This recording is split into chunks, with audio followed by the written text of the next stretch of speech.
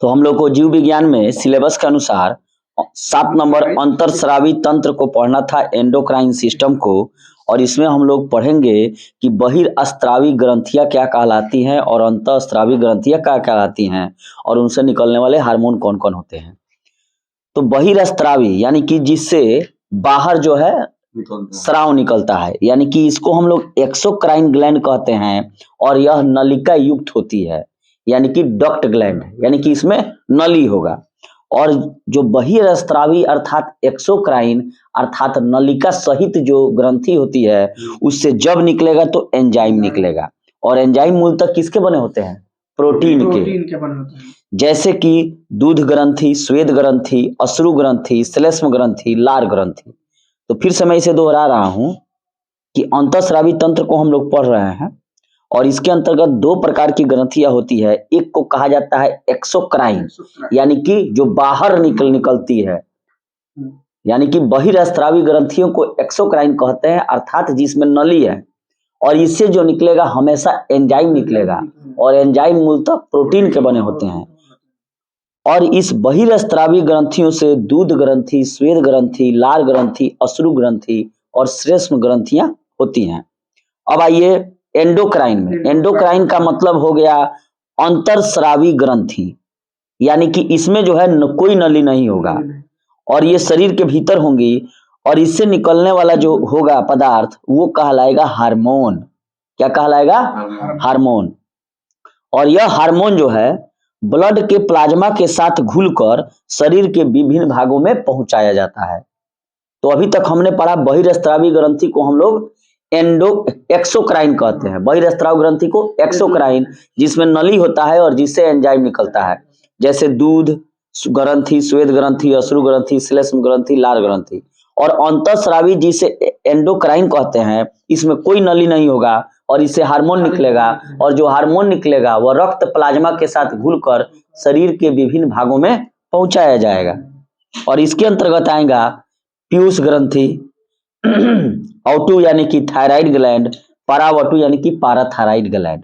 तो अगर प्रश्न पूछा जाए कि पीयूष ग्रंथि, थायराइड ग्लैंड, पाराथायराइड ग्लैंड किस प्रकार के ग्रंथि के उदाहरण है? हार्मोन है। एंडोक्राइन यानी कि अंतःस्रावी ग्रंथि जो सिर्फ और सिर्फ हार्मोन निकालते हैं। और ये प्रश्न पूछा जाए कि कुछ एक्सोक्राइन यानी कि बहिर्स्रावी ग्रंथियों के उदाहरण बताइए। दूध ग्रंथि, लार ग्रंथि, श्वेत ग्रंथि, श्लेष्म ग्रंथि, अश्रु ग्रंथि। ठीक है, अब हम लोग पढ़ेंगे कि मुख्य जो अंतरस्रावी जो ग्रंथि हैं यानी कि एंडोक्राइन जो हार्मोन निकालती हैं, उसमें पहला को पढ़ेंगे हम लोग पिट्यूटरी यानी कि पीयूष ग्लैंड को। पीयूष ग्रंथि को मास्टर ग्रंथि भी कहा जाता है, बहुत इंपॉर्टेंट है। और इसे पीयूष ग्रंथि से को डेवलपिंग हार्मोन ये निकालता है, यानी कि विकास से संबंधित जितने भी हार्मोन हैं वो पीयूष ग्रंथि निकालेगा और इसको शरीर का मास्टर ग्रंथि भी कहा जाता है। और यह मानव शरीर का जो सिर में जो कपाल होता है उसी में एक सेफनाइड नामक हड्डी होती है। पीयूष ग्रंथि जो है मानव शरीर की कपाल की सेफनाइड नामक हड्डी की गड्ढे में उपस्थित होती है और इसे सेल टर्सिका भी कहा जाता है। ठीक है, और इसका भार पीयूष ग्रंथि का 0.6 ग्राम होता है, अर्थात मटर के दाने से भी लगभग छोटा होगा और इसे मास्टर ग्रंथि कहते हैं। तो क्लियर हो गया यहाँ से पीयूष ग्रंथि को कौन सी ग्रंथि कहते हैं? मास्टर ग्रंथि। उसके अलावा यह अंतःस्रावी ग्रंथि है यानी कि एंडोक्राइन है।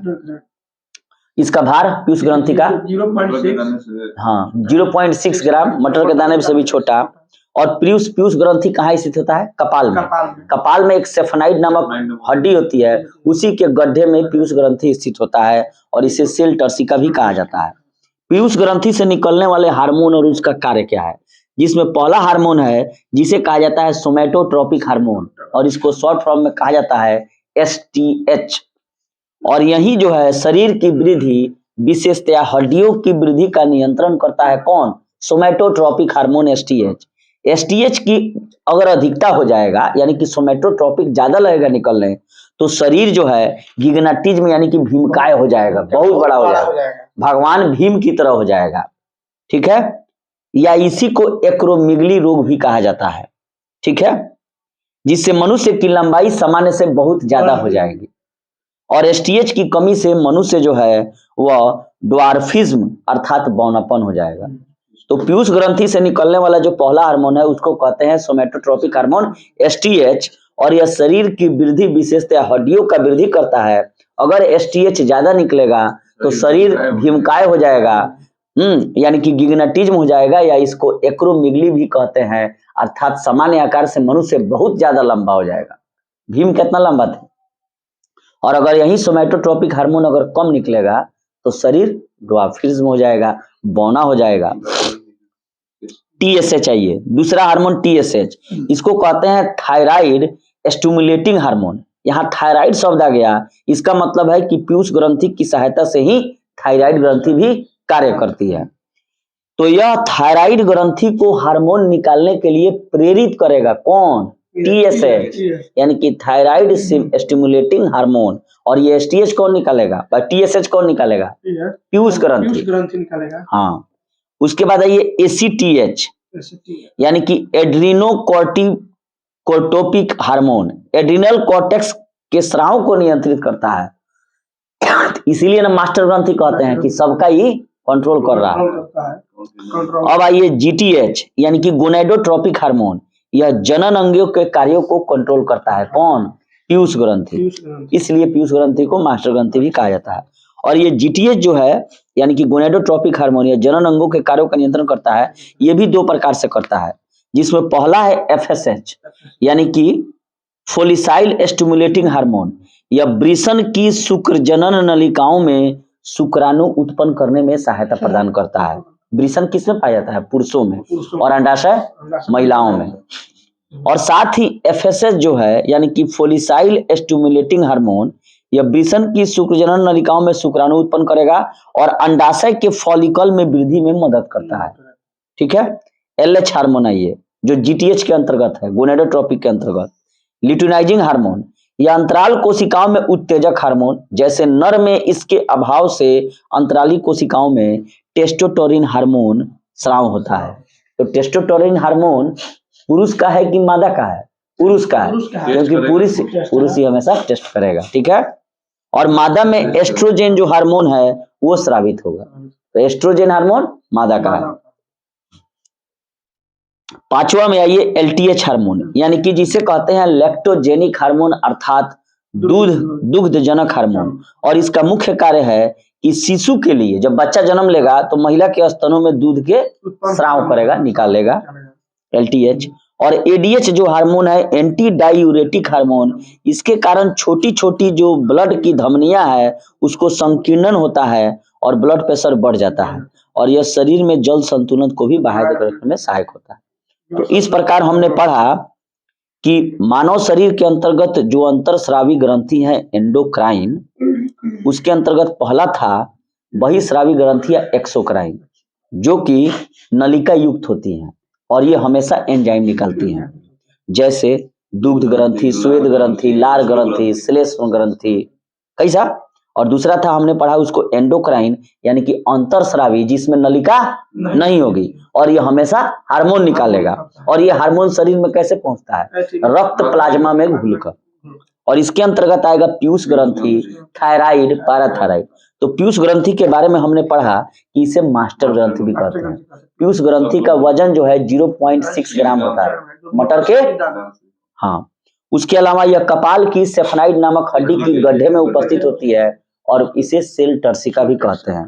पीयूष ग्रंथि से हमने पढ़ा कि एसटीएच यानी कि सोमेटोट्रोपिक हार्मोन, अगर ये ज्यादा लगेगा निकलने तो विशेषकर हड्डियां में वृद्धि होगी, भीमकायता यानी कि गिग्नेटिज्म या एक्रोमिगली रोग हो जाएगा, शरीर बहुत लंबा हो जाएगा। कम निकलेगा ये सोमेटोट्रोपिक हार्मोन एसटीएच तो ड्वार्फिज्म हो जाएगा, यानी कि बौनापन आदमी हो जाएगा। टीएसएच जो है, यानी कि थायराइड स्टिमुलेटिंग हार्मोन, यह थायराइड को कहता है कि आप हार्मोन निकालिए।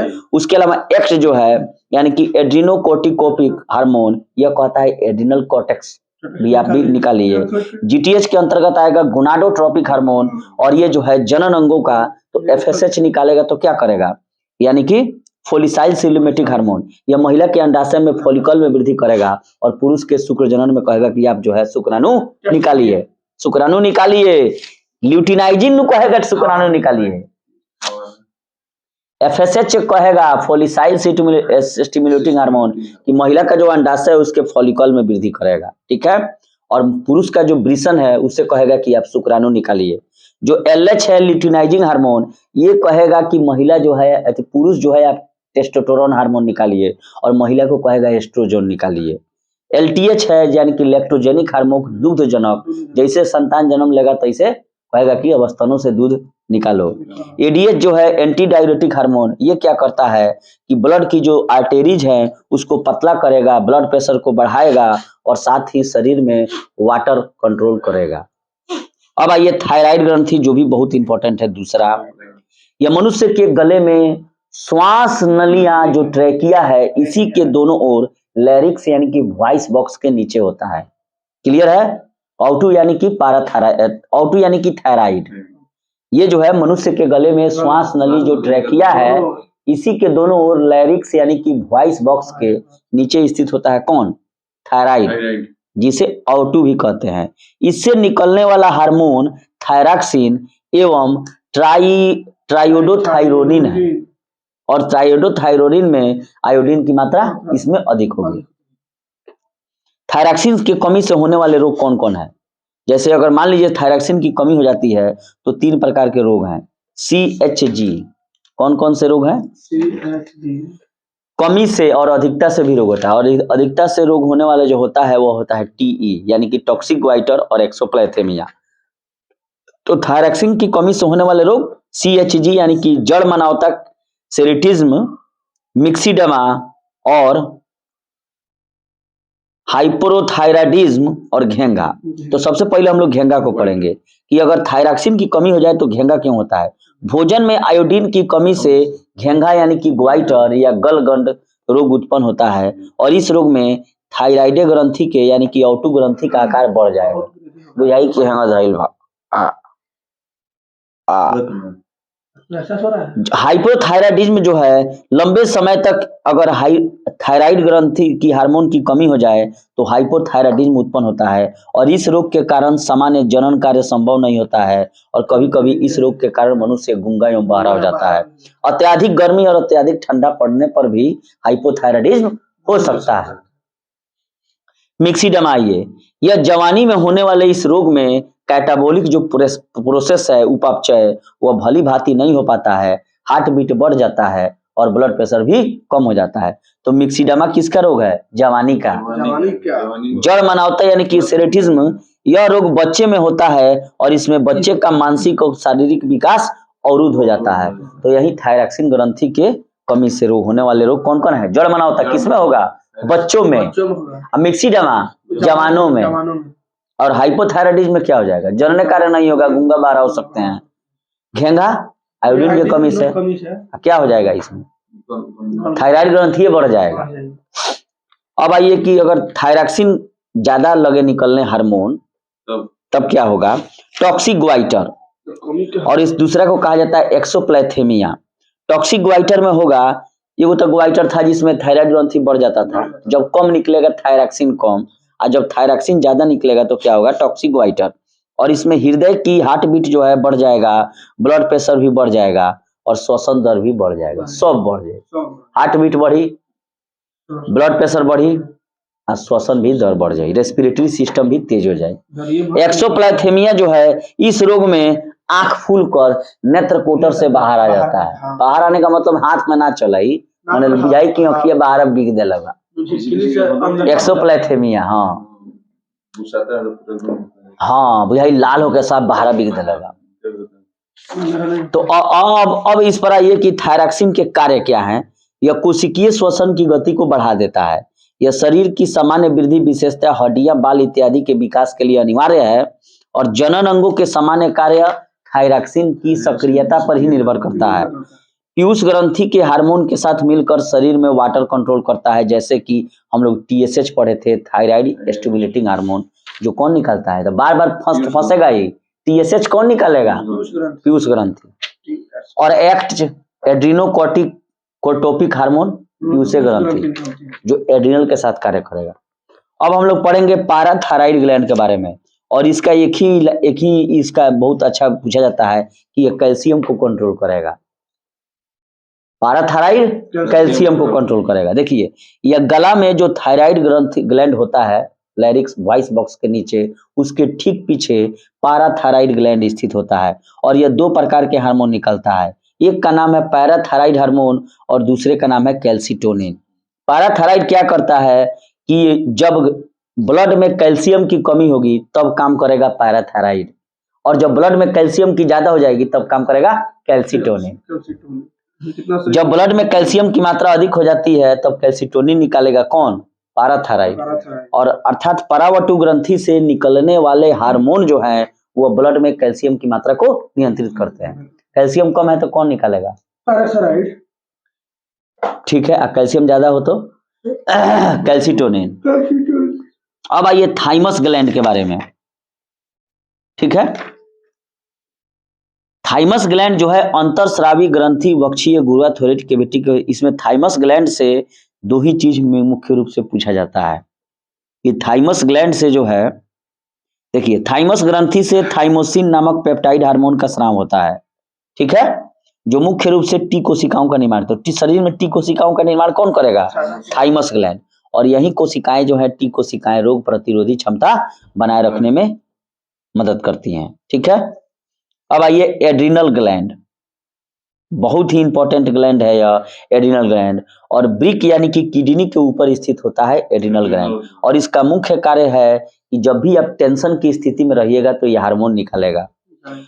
एड्रिनल ग्लैंड यानी कि अधिब्रिक ग्रंथि से निकलने वाले हार्मोन को हम लोग फाइट एंड फ्लाइट हार्मोन कहते हैं, या लड़ो या उड़ो, या तो लड़े के बाद तो लड़ के जीवन ले बचा लो, आना तो उड़ के चल जा भगवान के लगे। इस ग्रंथि के यानी कि एड्रिनल ग्लैंड के दो भाग होते हैं, बाहरी भाग को कोर्टेक्स और अंदरूनी भाग को मेडुला। और एड्रिनल ग्लैंड कहाँ स्थित होता है? ब्रिक के ऊपर, किडनी के ऊपर। कोर्टेक्स से निकलने वाले हार्मोन का कार्य देखिए, उसके बाद मेडुला पर हम लोग चढ़ेंगे।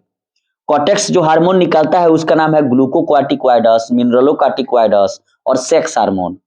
तीन गो हार्मोन निकाला, ग्लूकोकार्टिकॉइडस, मिनरलोकार्टिकॉइडस और सेक्स हार्मोन। तो जैसे आप पढ़ रहे हैं कि ग्लूकोकार्टिकॉइडस में, तो इसमें जिसमें ग्लूकोज मिलेगा उसी को नियंत्रण करेगा। जैसे प्रोटीन पचाइएगा तो ग्लूकोजे मिलेगा, वसा पचाइएगा तो ग्लूकोजे मिलेगा, और कार्बोहाइड्रेट पचाइएगा तो ग्लूकोजे मिलेगा। वही ना शरीर को चला रहा है। अर्थात ग्लूकोकार्टिकॉइडस जो है यह कार्बोहाइड्रेट, प्रोटीन और वसा के उपापचय यानी कि कैटाबोलिक को कंट्रोल करता है। मिनरलोकार्टिकॉइडस में क्या है? मिनरल, खनिज लवण। मिनरलोकार्टिकॉइडस में है, इसका मुख्य कार्य ब्रिक नलिकाओं द्वारा लवण के पुनः अवशोषण एवं शरीर से अन्य लवणों की मात्रा का नियंत्रण करना है। ठीक है, नाम है मिनरलोकार्टिकॉइडस। सेक्स हार्मोन जो है यह बाह्य लिंगों पर बालों के आने का प्रतिमान एवं यौन आचरण को दर्शाता है। ठीक है, कोर्टेक्स आइए, आखिर शरीर में कोर्टेक्स क्यों जरूरी है? यह जीवन के लिए नितांत आवश्यक है। यदि यह शरीर से बिल्कुल निकाल दिया जाए तो मनुष्य 1 या 2 सप्ताह तक ही जीवित रह सकेगा, और इसमें विकृति हो जाने पर कैटाबोलिक प्रोसेस में गड़बड़ी हो जाएगी, और इस रोग को ही एडिसन रोग कहा जाता है। कौन रोग कहा जाता है? एडिसन रोग। तो एडिसन रोग क्यों हो जाएगा? क्योंकि कोर्टेक्स में गड़बड़ी हो जाएगी। आप यहीं पर पढ़ रहे हैं कि मिनरलोकार्टिकॉइडस है, अर्थात खनिज लवणों का यह कंट्रोल कर रहा है। ग्लूकोकार्टिकॉइडस में कार्बोहाइड्रेट, प्रोटीन, वसा को कंट्रोल कर रहा है। ठीक है, अब आइए मेडुला में।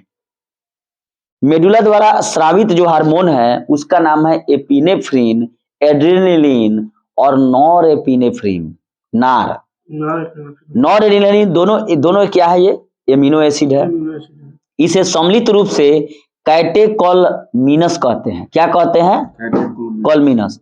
एड्रेनलिन जो है, नॉरएड्रेनलिन, किसी भी प्रकार के दबाव या आपातकालीन स्थिति में अधिकता से तेजी से स्रावित होते हैं, और इसी कारण आपातकालीन हार्मोन, युद्ध हार्मोन या फ्लाइट हार्मोन भी इसे कहा जाता है। किसको? नॉर या नॉर एड्रेनलिन कहिए चाहे एड्रेनलिन कहिए। ये हार्मोन सक्रियता, आंखों की पुतलियों का फैलाव, रोंगटे खड़े होना, पसीना आदि को बढ़ाते हैं। दोनों हार्मोन हृदय की धड़कन, हृदय की संकुचन क्षमता और श्वसन दर को बढ़ाते हैं। इसके कारण ब्लड में ग्लूकोज का स्तर बढ़ जाता है और ये लिपिड प्रोटीन के विखंडन को भी प्रेरित करते हैं। एपिनेफ्रिन, देखिए यही चीज उस दिन पढ़े थे हम लोग। एपिनेफ्रिन जो है हृदय स्पंदन एकाएक रुक जाने पर उसे पुनः चालू करने में सहायक है और उत्तेजना के समय एड्रेनलिन हार्मोन अधिक मात्रा में उत्सर्जित होता है, जैसे क्रोध, भय, खतरे के समय। तो यही एपिनेफ्रिन है कि अगर हृदय धड़कन रुक जाए तो एकाएक चालू कर सकता है, अर्थात व्यक्ति को बचा सकता है। अब हम लोग पढ़ेंगे गोनाड्स के बारे में। आप लोगों ने यहाँ पढ़ा था गोनेडोट्रोपिक हार्मोन, और ये कौन निकालता है? पीयूष ग्रंथि, जीटीएच, और उससे क्या निकला था? एफएसएच यानी कि फोलिसाइल स्टिमुलेटिंग, जिसमें वृषण से शुक्रजनन एवं महिलाओं के अंडाशय में फोलिकल में वृद्धि होगा। और एक था एलएच यानी कि ल्यूटिनाइजिंग हार्मोन, ये क्या करता था कि नर में जो है टेस्टोस्टेरोन हार्मोन और महिलाओं में एस्ट्रोजन पैदा करता था। तो उसी गोनाड्स के बारे में हम लोग पढ़ेंगे, जनन ग्रंथियों के बारे में कि किसमें क्या पाया जाता है। सबसे पहले पढ़ेंगे, दो भाग होता है, महिलाओं में अंडाशय और पुरुषों में वृषण, टेस्टेस। ठीक है, तो महिलाओं में क्या होगा? ओवरी, अंडाशय। और इससे कौन कौन हार्मोन निकलते हैं, ध्यान से सुनिएगा। सबसे पहले हो गया एस्ट्रोजेन। क्या है? एस्ट्रोजेन। उसके बाद है प्रोजेस्टेरॉन, महिला का है। रिलैक्सिन, महिला का है, ओकरा में रिलैक्स चाहिए, आराम चाहिए। अब पुरुष में क्या है? वृषण यानी कि टेस्टेस। और इससे निकलने वाले हार्मोन को पुरुषों में टेस्टोस्टेरोन कहते हैं। और यह पुरुषोचित लैंगिक लक्षणों को, परिवर्धन को, यौन आचरण को परिवर्तित करेगा। और जिस पुरुष में टेस्टोस्टेरोन अगर नहीं निकल रहा है, समझिए वो कस्टम होगा। कस्टम माने हाय हाय कस्टम है। तो वृषण यानी कि टेस्टेस से क्या निकलेगा? टेस्टोस्टेरोन निकलेगा, और ये माने पुरुष के जैसा यौन आचरण करने के लिए प्रेरित करेगा। अंडाशय यानी कि ओवरी महिलाओं में होता है, इससे पहला हार्मोन निकलेगा एस्ट्रोजेन। यह क्या करता है? एस्ट्रोजेन महिलाओं के जो अंडवाहिनी यानी कि ओविडक्ट होता है, उसी के परिवर्धन को बढ़ाएगा। ठीक है। प्रोजेस्टेरॉन जो है ये भी महिला हार्मोन है, और यह एस्ट्रोजेन से सहयोग करके स्तन की वृद्धि को करेगा। ठीक है, प्रोजेस्टेरॉन क्या करेगा? स्तन वृद्धि करेगा एस्ट्रोजेन से सहयोग करके। और एस्ट्रोजेन क्या करेगा? अंडवाहिनी यानी कि ओविडक्ट के को बड़ा करेगा, और प्रोजेस्टेरॉन स्तन वृद्धि करेगा। रिलैक्सिन जो है गर्भावस्था में यह अंडाशय, गर्भाशय व अपरा में उपस्थित होता है, प्लेसेंटा में। और यह हार्मोन प्यूबिक सिंपिफाइसिस को मुलायम करता है, जिससे यह गर्भाशय ग्रीवा यानी कि यूट्रीन क्रेविक्स को चौड़ा करता है, ताकि बच्चा आसानी से पैदा हो सके। तो बच्चा आसानी से पैदा होने के लिए क्या चाहिए? रिलैक्सिन हार्मोन चाहिए। और रिलैक्सिन हार्मोन क्या करेगा कि प्यूबिक सिंप्लिफाइसिस को मुलायम करेगा, और यह गर्भाशय ग्रीवा को चौड़ा करेगा, तब ना बच्चा पैदा होगा। क्लियर हो गया?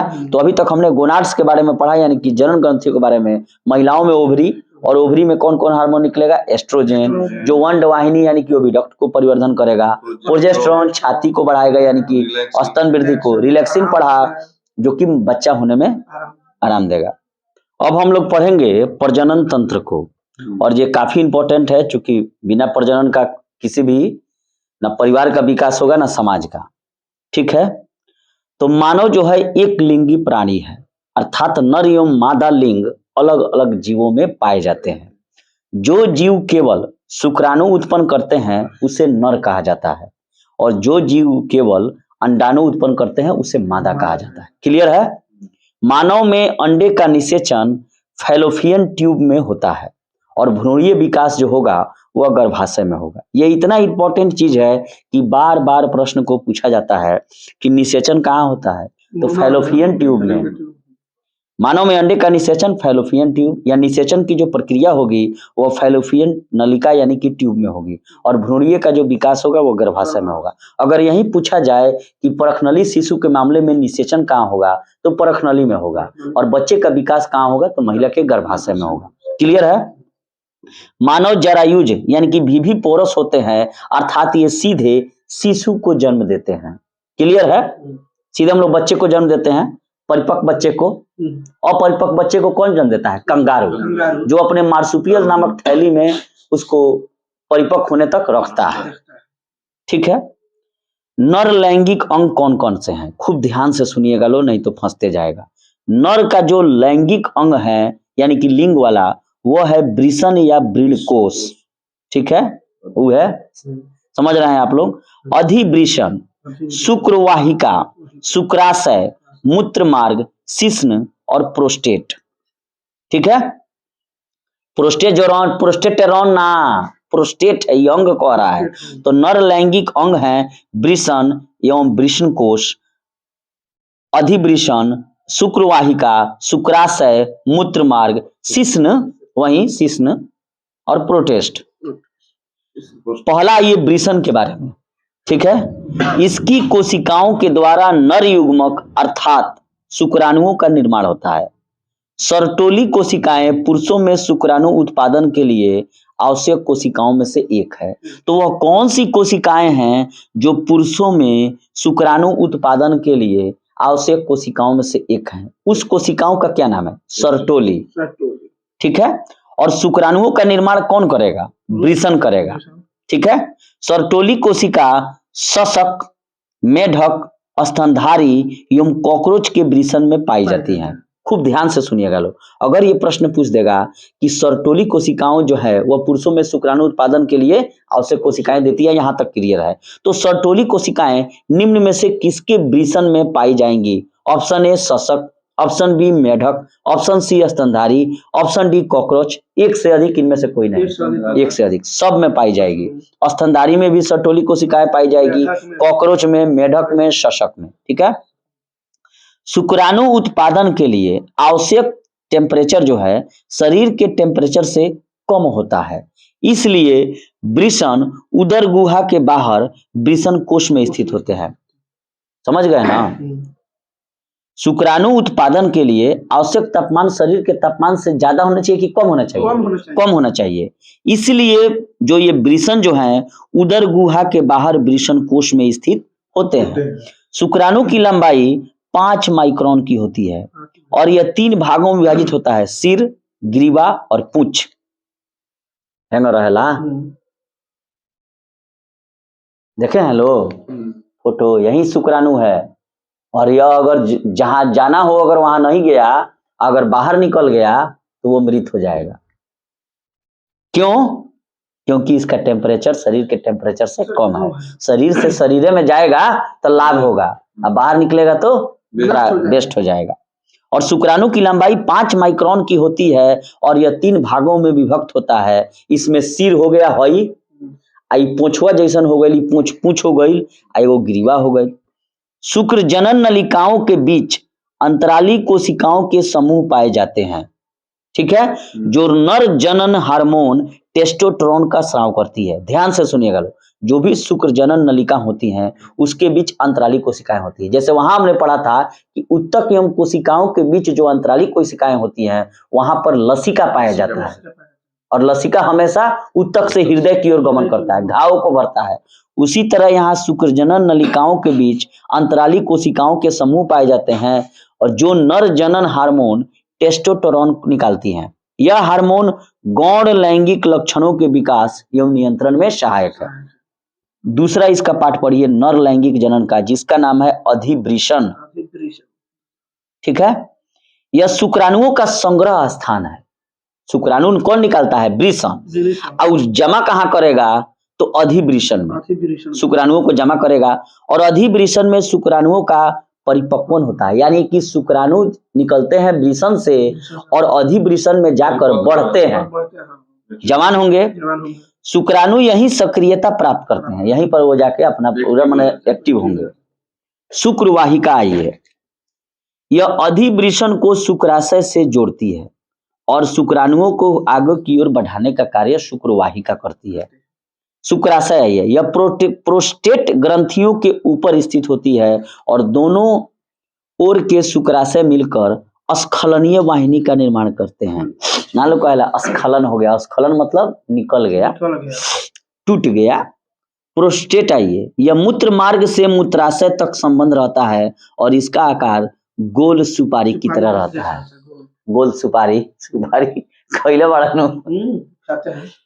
तो प्रोस्टेट क्या है? यह मूत्र मार्ग से मूत्राशय तक जुड़ा रहता है और इसका आकार गोल सुपारी की रहता होता है। सुपारी आप लोगों ने खाया होगा, गोल सुपारी सब कोई में होता है, पुरुष में 2 गो होता है गोल सुपारी।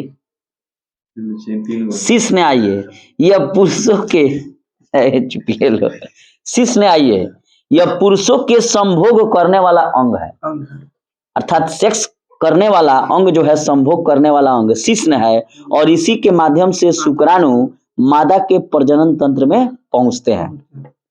अब आइए मादा लैंगिक अंग कौन कौन है? अंडाशय, अंडवाहिनियां, गर्भाशय और योनि। क्लियर हो गया? और पुरुष में क्या था? वृषण, वृषण कोश, अधिवृषण, शुक्रवाहिका, शुक्राशय, मूत्रमार्ग, शिश्न, प्रोस्टेट। ठीक है, तो शिश्न मेन है जो संभोग करता है, और यही शुक्राणु को मादा के प्रजनन अंग में पहुंचाता है। तो सबसे पहले मादा के लैंगिक अंगों में आएंगे तो अंडाशय यानी कि ओवरीज है। प्रत्येक मादा में एक जोड़ा अंडाशय होता है, यानी कि 2 गो होता है। यह पेरिटोनियम झिल्ली द्वारा उदर से सटा रहता है। तो प्रश्न यहाँ से पूछेगा कि किस झिल्ली द्वारा उदर से सटा रहता है? तो पेरिटोनियम।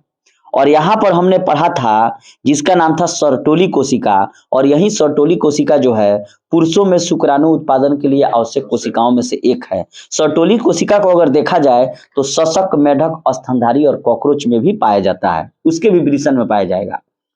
तो यहाँ अंडाशय प्रत्येक मादा में कितना जोड़ा अंडाशय होता है? 1 जोड़ा, अर्थात संख्या में 2। और ये जो अंडाशय है यह पेरिटोनियम झिल्ली द्वारा उदर से जुड़ा रहता है। अंडाशय का बाह्य स्तर एपिथेलियम का बना होता है। एपिथेलियम का समझे? एपिथेलियम टिश्यू पढ़े थे ना, उपकला उत्तक, जिसे जनन एपिथेलियम कहते हैं। अंडाशय का आंतरिक भाग तंतुओं एवं संयोजी उत्तक यानी कि कनेक्टिव टिश्यू का बना रहता है, जिसे एस्ट्रोमा कहते हैं। तो यहां से प्रश्न आएगा कि अंडाशय का बाहरी स्तर एपिथेलियम है और आंतरिक जो है वो एस्ट्रोमा है। और बाहरी जो एपिथेलियम है यह उपकला उत्तक का बना है, ठीक है, और आंतरिक जो है यह कनेक्टिव टिश्यू का बना है। जैसे रक्त भी एक प्रकार का कनेक्टिव टिश्यू का ही उदाहरण है। अंडाशय का मुख्य कार्य अंडाणु यानी कि ओवम को पैदा करना है, और अंडाशय से 2 हार्मोन एस्ट्रोजन और प्रोजेस्टेरोन का स्राव होता है, जो ऋतुस्राव यानी कि मेनिस्ट्रक्शन साइकिल को नियंत्रित करते हैं। महिलाओं में जो माहवारी आता है उसी को नियंत्रित करता है कौन? प्रोजेस्टेरोन और एस्ट्रोजन। तो जब भी ये पूछा जाएगा कि ये एस्ट्रोजन और प्रोजेस्टेरोन किसका हार्मोन है, तो महिलाओं का, और ऋतुस्राव यही प्रोजेस्टेरोन कंट्रोल करता है, ठीक है, और स्तन वृद्धि भी प्रोजेस्टेरोन करेगा।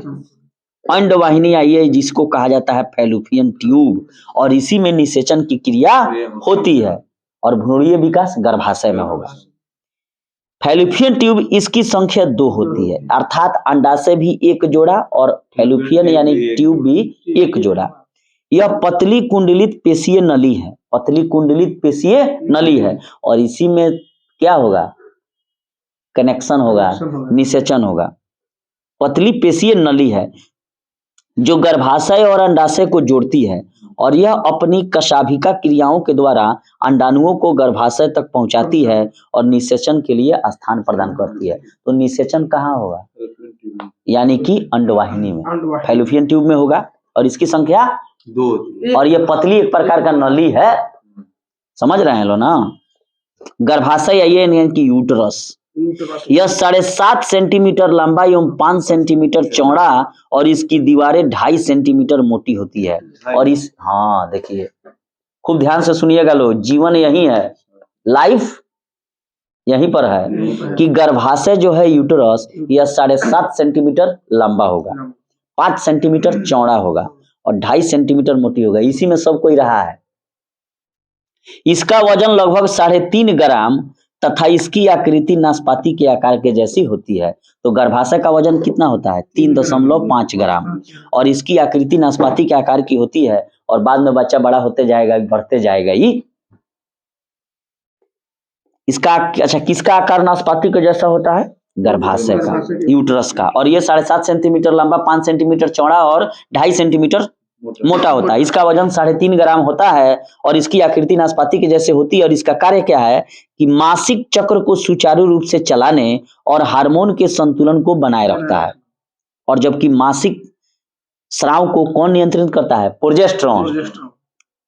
यह निषेचन के बाद बने भ्रूण को आश्रय प्रदान करता है और उसे पोषण एवं सुरक्षा देता है। कौन? गर्भाशय। देखिए कितना छोटा है, 7.5 सेंटीमीटर लंबा, 5 सेंटीमीटर चौड़ा और 2.5 सेंटीमीटर मोटी घर में हम लोग सो रहे हैं और उससे निकलकर इतना बड़ा हो गए हैं। और मात्र 3.5 ग्राम उसका वजन है और धीरे धीरे वजन उसका वजन हम लोग बढ़ाते गए। योनि आई है, योनि को कहा जाता है वजाइना। यह एक नली के समान रचना होती है। क्या है? नली है। और यह बाहर के तल से गर्भाशय तक फैली रहती है। योनि की दीवार पर बार्बोरीथल ग्रंथियां पाई जाती है। बल्बोरीथल कौन ग्रंथियां पाई जाती है? बार्बोरीथल ग्रंथियां। और जिससे एक चिपचिपा द्रव्य निकलता है और यह द्रव्य संभोग के समय योनि को चिकना बनाता है, स्मूथ यानी कि सॉफ्ट बनाएगा। तो वो कौन सी ग्रंथियां रहती है? बार्बोरीथल जो ग्रंथियां हैं वह वेजाइना के पर पाई जाती हैं, उसके दीवार पर। और जब संभोग होता है तो यह जो है द्रव्य निकालता है जिससे योनि चिकना रहता है, सॉफ्ट। योनि का एक सिरा मादा जनन छिद्र के रूप में बाहर खुलता है। योनि का एक सिरा मादा जनन छिद्र के रूप में बाहर खुलता है और दूसरा सिरा पीछे की ओर गर्भाशय के ग्रीवा से जुड़ा रहता है। तब ना यहाँ पर शुक्राणु जाएगा तो चल जाएगा सीधे अंदर। योनि और मूत्र वाहिनी के द्वार के ऊपर एक छोटा सा मटर के दाने जैसा उभार स्थित होता है जिसे क्लिटोरिस कहते हैं। भग्न शिश्निका। क्या कहते हैं? भग्न शिश्निका। शिश्निका, भग्न शिश्निका जो है, भग यानी कि क्लिटोरिस, ये कहाँ पाई जाएगी? महिला के पुरुष में, शिश्न पुरुष में। यह एक अत्यंत ही उत्तेजक अंग है। क्या है? क्लिटोरिस। और योनि के द्वारा ही शुक्राणु अंडवाहिनी तक पहुंचती है, यानी कि वजाइना के द्वारा ही शुक्राणु कहाँ चल जाएगा? अंडवाहिनी यानी कि फेलोपियन ट्यूब में। और वहां निषेचन होगा, निषेचन के बाद कहाँ जाएगा? यूट्रस में। और वहां जाकर वो अंडा बढ़ाका होकर अपना बच्चा विकास करेगा। ऋतुस्राव यानी कि मेनिस्ट्रक्शन साइकिल का ये महिलाओं में जो माहवारी आता है, यह प्राइमेट्स का प्रमुख लक्षण है। हम लोग प्राइमेट्स हैं। और गर्भावस्था को छोड़कर प्रति 26 से 28 दिनों में गर्भाशय से ब्लड निकलता है और इसे ही मासिक चक्र या रजोधर्म या ऋतुस्राव चक्र कहते हैं। माने गर्भावस्था में तो निकलवा नहीं करेगा, निकलेगा तो महिला का बच्चा नुकसान हो जाएगा। तो गर्भावस्था को अगर छोड़ दिया जाए तो प्रत्येक महीने के 26 से 28 दिन में गर्भाशय से अर्थात यूट्रस से जो है मासिक धर्म या रजोधर्म या ऋतुस्राव होता है, ब्लड निकलता है। ऋतुस्राव प्रारंभ होने के 14 दिन बाद अंडे का उत्सर्जन होगा। ऋतुस्राव शुरू हो गया, उसके 14 दिन बाद जो है अंडोत्सर्ग होगा। यह अंडोत्सर्ग दोनों अंडाशयों से बारी बारी होती है। दुगो अंडाशय ना होता है जी, ओवरी दुगो होता है। और अंडवाहिनी यानी कि फेलोपियन ट्यूब भी संख्या 2 होती है।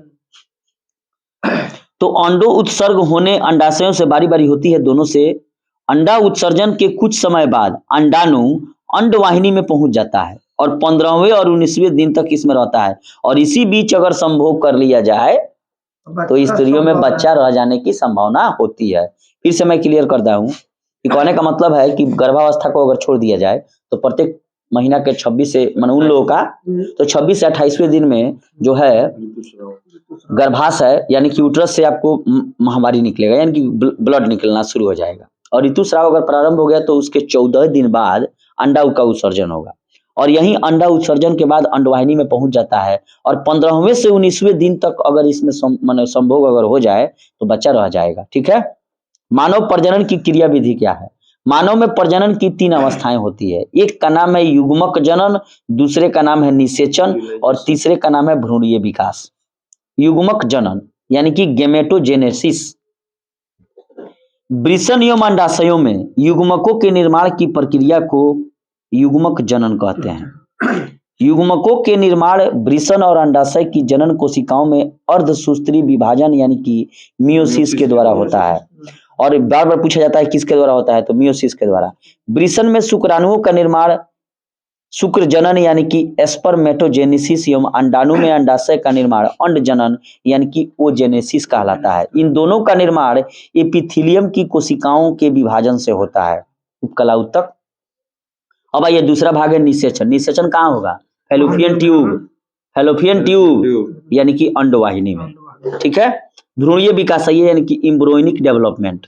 निषेचन क्रिया के बाद बना जो युग्मनज यानी कि जाइगोट जो होगा वह तीव्रता से समसूत्री विभाजनों द्वारा, ठीक है, विभाजित होने लगता है और अंततः गर्भाशय में एक पूर्ण विकसित शिशु को स्थापित करता है।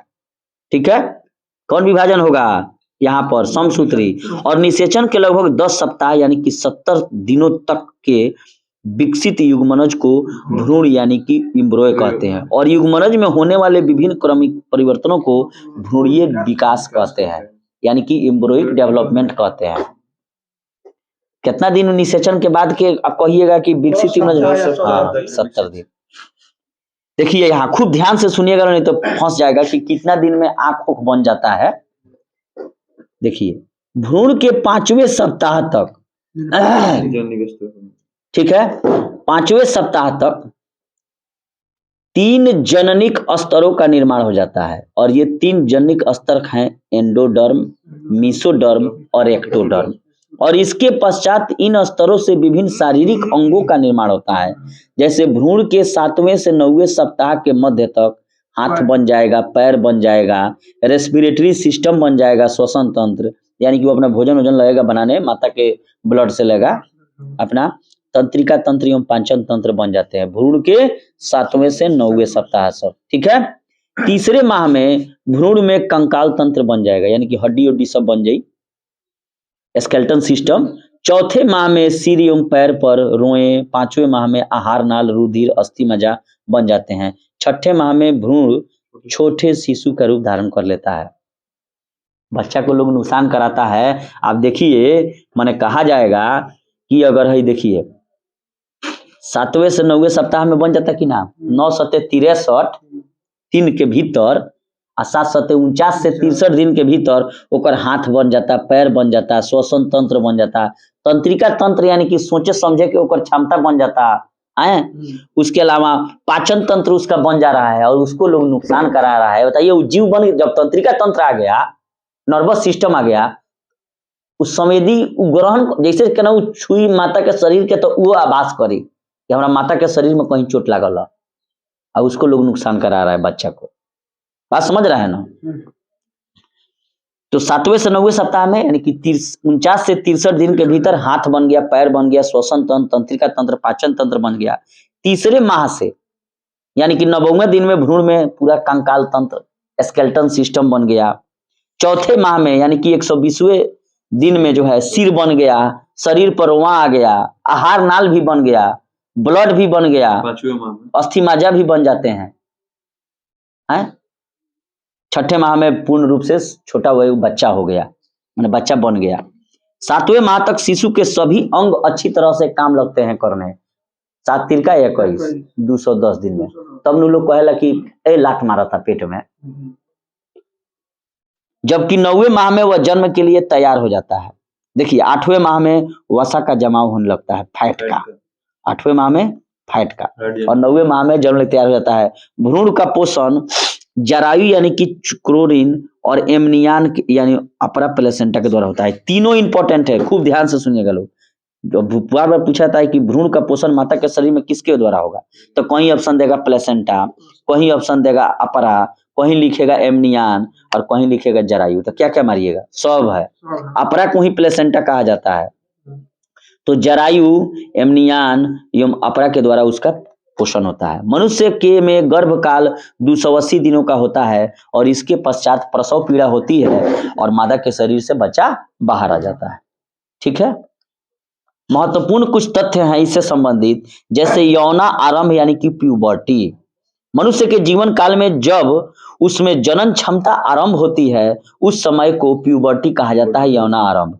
जनन की क्षमता स्त्रियों में पहले हो जाएगी, देखिएगा जरूर, 12 से 16 वर्ष की उम्र में प्रारंभ हो जाएगी स्त्रियों में, जबकि 40 से 50 वर्ष की आयु में समाप्त हो जाती है। 40 के बाद 40 से 50 मान जा 40 वर्ष के बाद महिला बच्चे को समांतर जन्म नहीं दे पाती है, कहानी खत्म हो जाएगा और 12 ही वर्ष से शुरू हो जाला।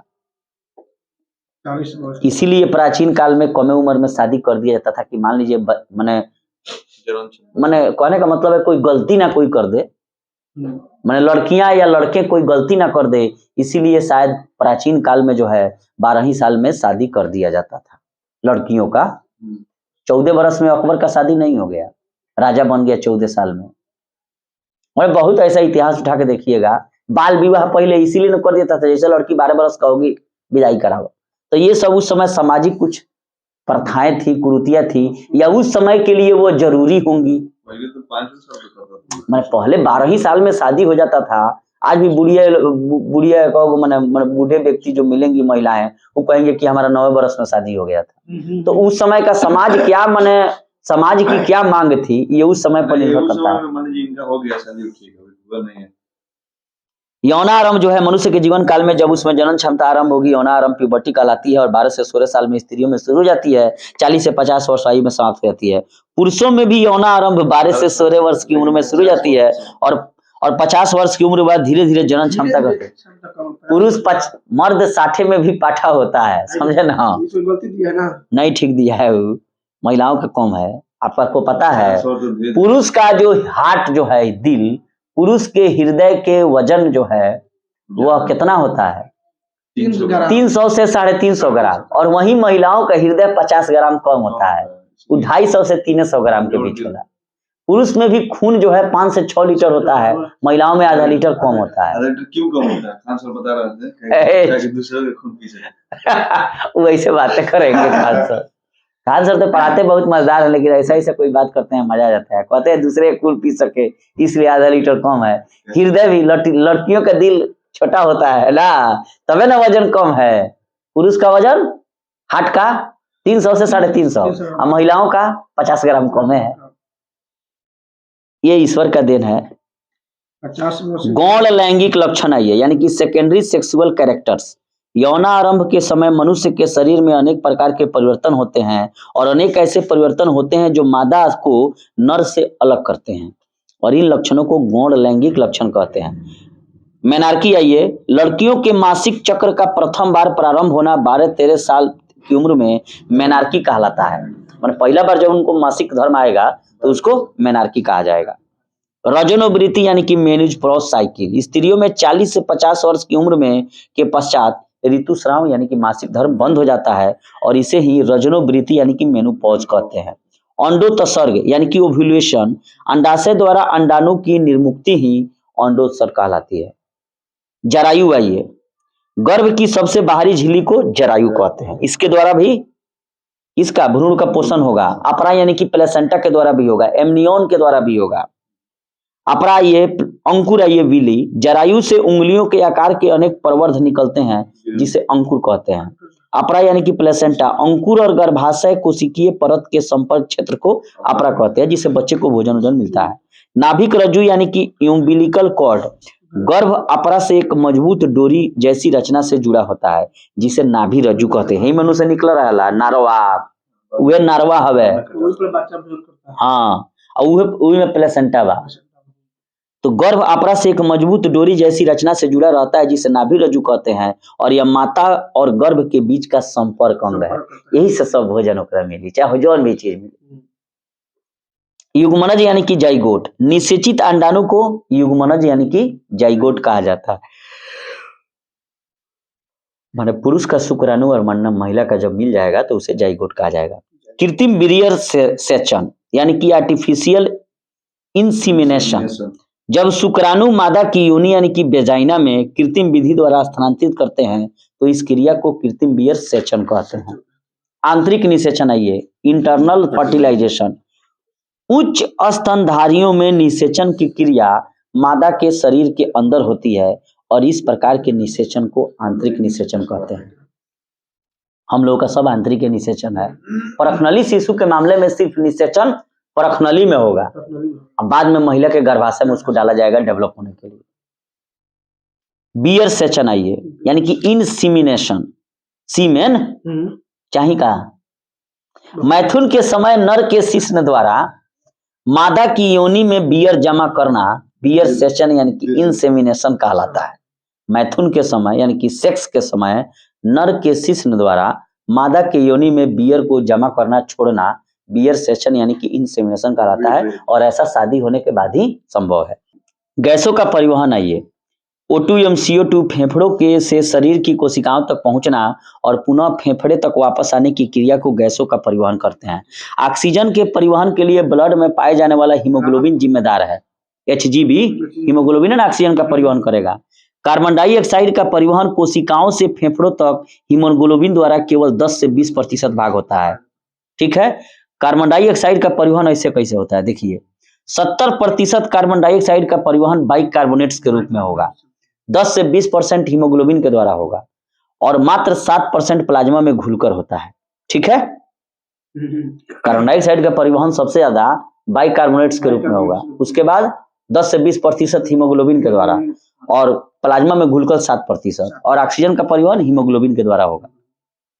आंतरिक श्वसन आइए, रुधिर के अंदर रुधिर एवं उत्तक द्रव्य के बीच गैसीय विनिमय होता है और इसे ही आंतरिक श्वसन कहते हैं। फेफड़ों में होने वाले गैसीय विनिमय को बाह्य श्वसन कहते हैं और इसमें जब ब्लड यानी कि ऑक्सी हीमोग्लोबिन कोशिकाओं में पहुंचता है तो ऑक्सीजन विमुक्त होता है एवं खाद्य पदार्थों का ऑक्सीकरण होता है और इससे ऊर्जा मुक्त होगी। कोशिकीय श्वसन आइए, खाद्य पदार्थों के पाचन के फलस्वरूप प्राप्त ग्लूकोज का कोशिका में ऑक्सीजन द्वारा ऑक्सीकरण किया जाता है और इस क्रिया को कोशिकीय श्वसन कहते हैं। और कोशिकीय श्वसन 2 प्रकार का होता है, बहुत ही इंपॉर्टेंट है, ध्यान से सुनिएगा। इसमें एक होता है अनाक्सी यानी कि एनारोबिक रेस्पिरेशन और दूसरा है ऑक्सी श्वसन। तो अनाक्सी श्वसन में क्या होता है कि जो श्वसन ऑक्सीजन की अनुपस्थिति में होगा उसे अनाक्सी श्वसन कहेंगे और इसमें ग्लूकोज बिना ऑक्सीजन के मांसपेशियों में लैक्टिक एसिड और बैक्टीरिया और यीस्ट की कोशिकाओं में इथाइल अल्कोहल में विघटित हो जाएगा। इसे शर्करा किण्वन यानी कि शुगर फर्मेंटेशन भी कहते हैं और इसके अंतर्गत होने वाले संपूर्ण प्रक्रम को ग्लाइकोलाइसिस कहा जाता है।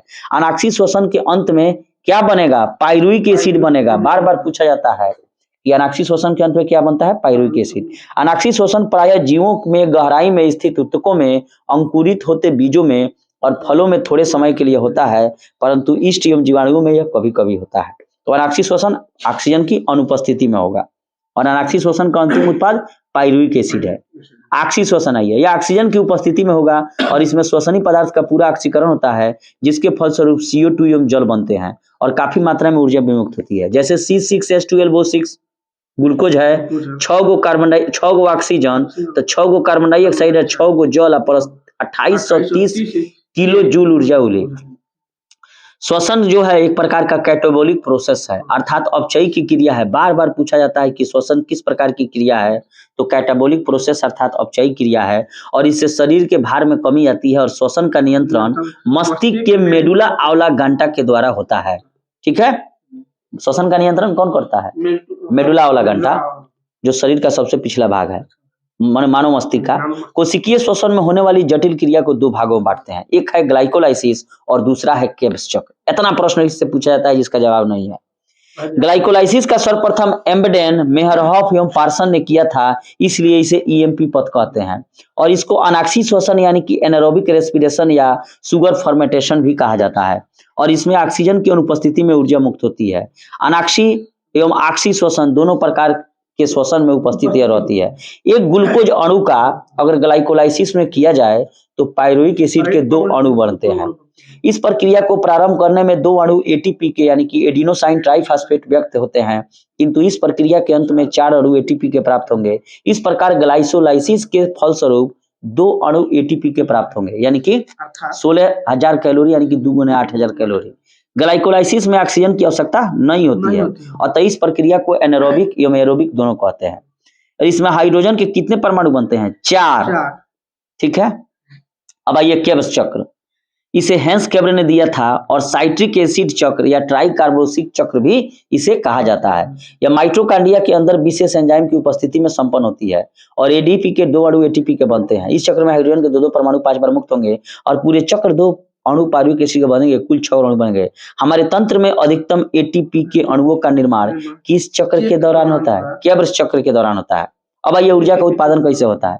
पाइरुविक एसिड के अणु के ऑक्सीकरण से ATP के 1 अणु 5 अणु NADH के बनेंगे, तो इस प्रकार ग्लूकोज के 1 अणु के श्वसन से कुल 38 ATP प्राप्त होंगे।